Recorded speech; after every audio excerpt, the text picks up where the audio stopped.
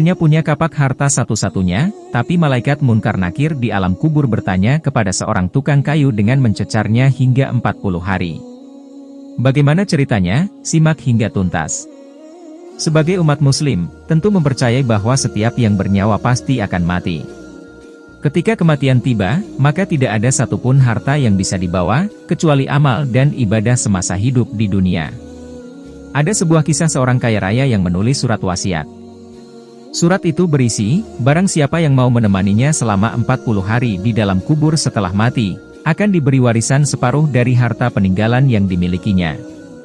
Konglomerat itu bertanya hal tersebut kepada anak-anaknya, apakah mereka sanggup menjaganya di dalam kubur nanti. Namun, anak-anaknya justru menjawab tidak sanggup.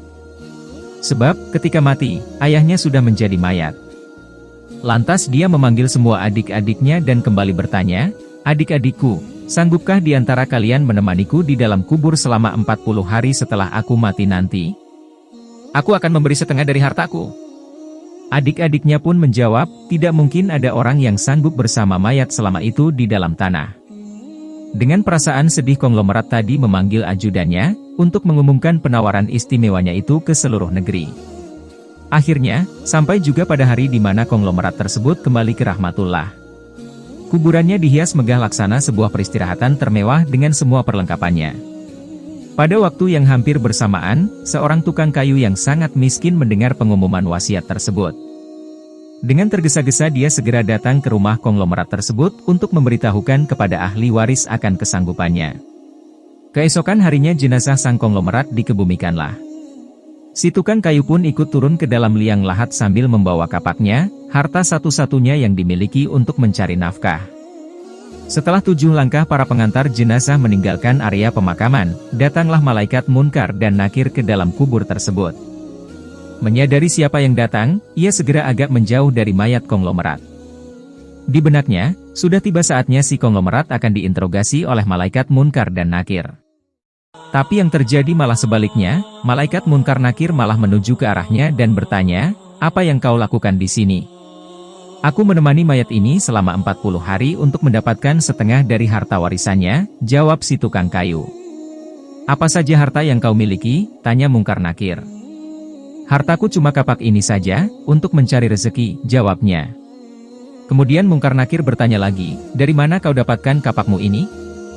"Aku membelinya," balasnya. Besok di hari kedua, mereka datang lagi dan bertanya, "Apa saja yang kau lakukan dengan kapakmu?" "Aku menebang pohon untuk dijadikan kayu bakar, lalu aku jual ke pasar," jawab tukang kayu. Di hari ketiga ditanya lagi, "Pohon siapa yang kau tebang dengan kapakmu ini?"